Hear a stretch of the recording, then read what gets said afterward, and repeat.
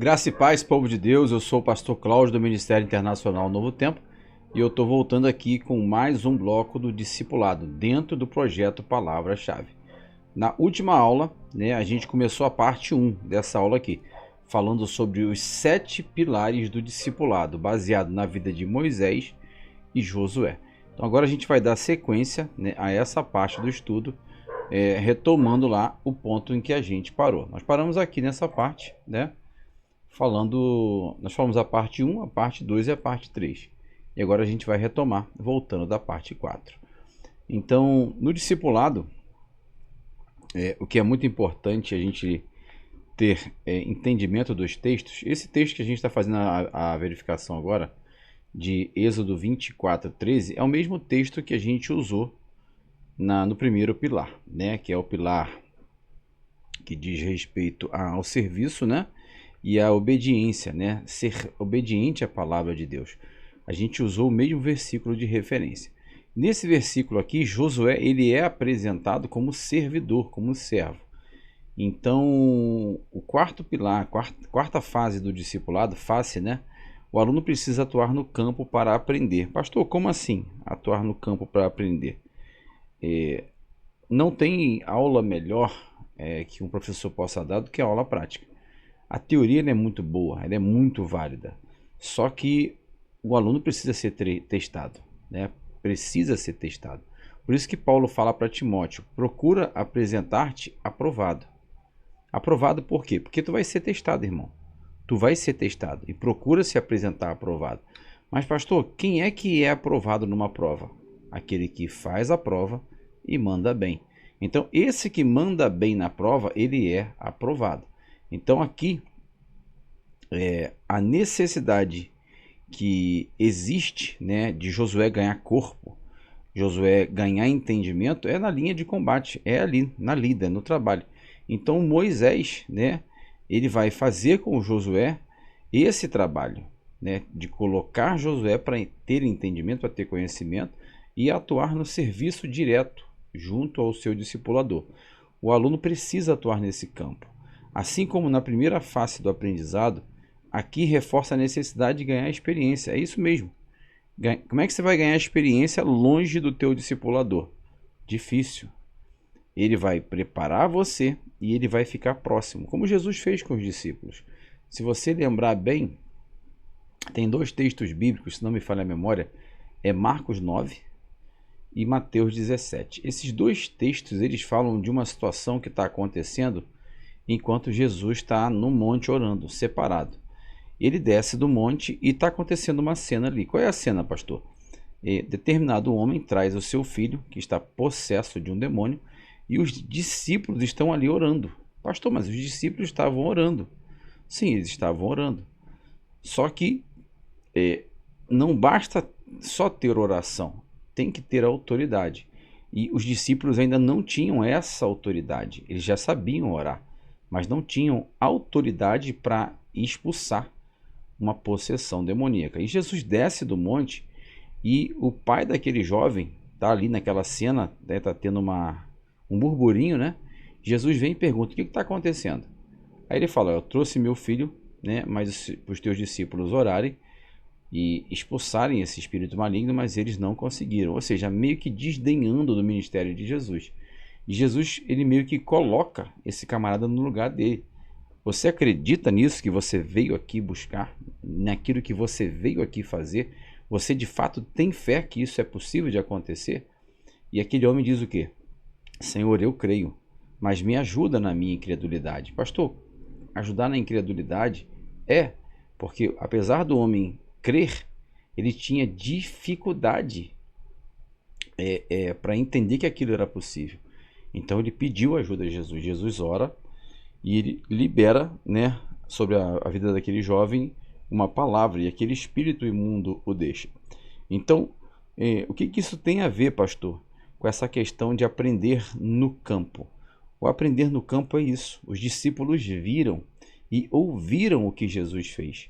E aí, mas por que a gente não conseguiu expulsar? Por que mesmo liberando a palavra, aquele espírito não saiu do corpo dele?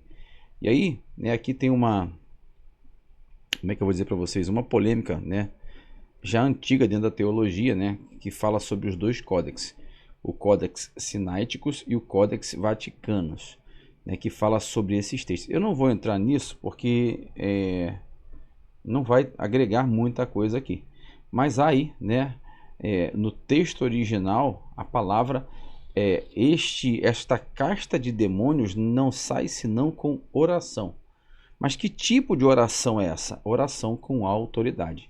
Oração com vida consagrada, vida com Deus. Então, né, por isso que Jesus ensinou para os seus discípulos a terem autoridade, a exercerem a autoridade. E aí, né, se você conhece o livro, né, de Atos dos Apóstolos, e o final da caminhada de Jesus na terra, ele diz: ficai em Jerusalém até que do alto sejais revestidos de poder, sejais revestidos de autoridade, porque em meu nome falarão novas línguas, em meu nome expulsarão demônios, em meu nome pisarão serpentes e escorpiões. Ou seja, depois de estarem revestidos dessa autoridade, vocês poderão fazer. Então, aqui, por isso que é tão importante esse primeiro momento na vida do discípulo, de estar aprendendo com o seu mestre de como é que se realiza uma determinada ação. E os discípulos tiveram essa oportunidade, assim como Josué também teve. Eu estou colocando para vocês aqui o texto. Então aqui, né, a quinta face do discipulado é os momentos que o discípulo erra. Pastor, o discípulo erra pra caramba. Pra caramba. Todos os discípulos de Jesus erraram. Todos eles. Todos eles erraram em algum momento. E todos eles em algum momento foram exortados por Cristo. João, o discípulo do amor, foi exortado quando foi preciso. Pedro foi exortado quando foi preciso. E os outros também foram exortados quando foram precisos. Às vezes a exortação era coletiva e às vezes a exortação era individual. Mas a função do mestre é ensinar e exortar o aluno quando for necessário.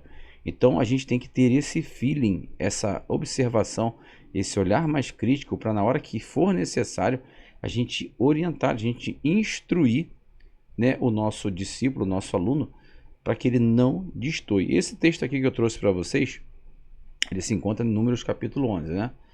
Aqui há um excesso de Josué. Pastor, qual foi o excesso? Existiam dois homens, estou até com o texto aberto aqui, né? Números, né? Capítulo 11, o verso 28, se não me falha a memória. Diz assim, ó: e Josué, filho de Num, servidor de Moisés, um dos seus jovens escolhidos, respondeu e disse: Senhor meu, Moisés, proíbe-lhes de fazerem isso. Porém Moisés lhe disse: tens tu ciúme por mim? Tomara que todo o povo do Senhor fosse profeta, que o Senhor lhes desse o seu espírito. Então aqui, olha o excesso que Josué cometeu. E quando Josué cometeu o excesso, Moisés estava ali para corrigir. Falou: filho, não é assim não. Tomara que todos eles fossem profetas. Tomara que todos eles fossem, né, agraciados por Deus com o dom de profetizar. Apesar de Josué estar enxergando uma coisa, na realidade aquilo não é ruim, aquilo é bom. Então o discipulador, ele tem que, quando necessário, encaminhar, voltar o discípulo para o caminho, né, exortando em amor, obviamente, né, sabendo falar com educação e respeito, para que esse discípulo, né, possa ter uma boa caminhada e uma boa conduta. Então são elementos do discipulado que são muito importantes na conduta e fez toda a diferença na vida de Josué. O sexto aqui também é muito importante, né, como todos os outros. Esse aqui é muito importante. O aluno nunca se afastava do mestre. Se você conhece, né, a história de Elias e Eliseu, você vê que Deus dá uma ordem a Elias, Elias vai até o local que Eliseu está, né, conversa com Eliseu, ali acontece todo aquele cenário de identificação. Eliseu fica ciente do que vai acontecer e a partir daquele momento Eliseu não se aparta mais de Elias, não se aparta. E olha que Elias tentou se livrar dele, mas não conseguiu. Ele foi até o fim com Elias. Por quê? Porque existia um propósito, existia uma missão. E Josué não é diferente. Josué está desde o começo ao lado de Moisés e ele, em momento algum, ele sai da presença de Moisés. Moisés entra na tenda, ele vai falar com Deus face a face. Aonde que Josué está? Na porta da tenda, ali sentado, aguardando Moisés sair. Moisés vai para o monte. Aonde Josué está? Junto com Moisés, em todo o tempo. Até onde era permitido Josué ir, Josué estava com Moisés. Então é muito importante ter esse contato com o discipulador. Para quê? Para você absorver o máximo possível. Porque quando você vê na Bíblia que Moisés morre, Josué está pronto, cara. 40 anos sendo discipulado por Moisés. Ele está pronto. Ele está preparado. Ele foi ensinado por Moisés em tudo que acontecia no meio do povo de Israel. Então ele estava pronto para fazer o quê, pastor? Para dar sequência no comando. Então você vê que Deus ele confirma o chamado de Josué, mas o interessante é que nessa última fase do discipulado que a gente vai ver agora, que é a parte 7, é a parte em que o discipulador ele já entende que o discípulo está pronto. Pastor, mas Moisés via alguma coisa diferente em Josué? Via, com certeza via. Porque se você não sabe, o nome de Josué não era Josué, era Oséias. E quando ele tem a missão de espiar a terra por 40 dias, Moisés ele tem o cuidado de alterar o nome de Oséias para Josué. E alteração de nome é identificação de característica. E essa característica ela vai ser proveitosa em algum momento. E Moisés já tinha percebido isso. Então, quando ele muda, né, o nome de Oséias para Josué, olha o interessante. Oséias significa salvação, né? Oséias significa salvação. Josué significa Deus é a salvação. Ou seja, deixou de ser o homem a salvação para a salvação vir de Deus. E foi o que aconteceu. Então, essas nuances do discipulado elas são muito importantes para o crescimento do discípulo. Então, você que é um discipulador ou pretende ser um discipulador, tenha em mente essas informações, essas 7 que eu coloquei aqui. Eu vou colocar mais, né, ao longo das ministrações, a gente vai entrar com mais aulas na sequência, mas essas que eu já falei aqui são muito importantes. A gente falou, né, da questão da servidão, da obediência. A gente falou, se não me engano, no 2 ali. Deixa eu ver se eu tenho aqui o material ainda completo. Deixa eu só dar uma olhada aqui. Se ainda está aqui, eu acho que não, eu apaguei, né? Mas a gente falou de 7 tópicos muito importantes. E a gente falou aqui, né, do precisar aprender no campo, da correção e exortação quando necessário, a questão de ficar sempre perto do mestre e a questão de estar pronto para a missão. Porque foi isso que Jesus fez com os discípulos. Ele ensinou durante 3 anos e meio e depois revestiu eles de poder e de autoridade, que foi a descida do Pentecoste, para que eles pudessem ir pelas nações pregando o evangelho com autoridade e fazendo valer o nome do Senhor. E é isso que eu e você também temos que fazer. Ir, né, nos preparar para poder pregar a palavra, para poder ter autoridade na hora da pregação. Pastor, como é que eu faço para ter autoridade para pregar? Se prepare, estude, entenda o conteúdo, entenda a visão do autor, entenda aquilo que estava sendo passado por aquele autor, para que você possa levar a mensagem inteira para o seu ouvinte, levar a mensagem inteira para o seu discípulo e fomentar nele. Pastor, o que é fomentar? É fazer ele ter fome. Ele ter fome do quê? Do conhecimento. Fazer ele ter fome de buscar a verdade. Então esse é o papel do discipulador. A gente não tem como ensinar tudo, até porque a gente não aprendeu tudo. A gente aprende uma parte e a gente ensina aquilo que a gente aprendeu. Então eu mesmo na minha caminhada aprendi bastante coisa. E eu também ensinei bastante coisa. Então eu preparo pessoas para também ensinar a outras.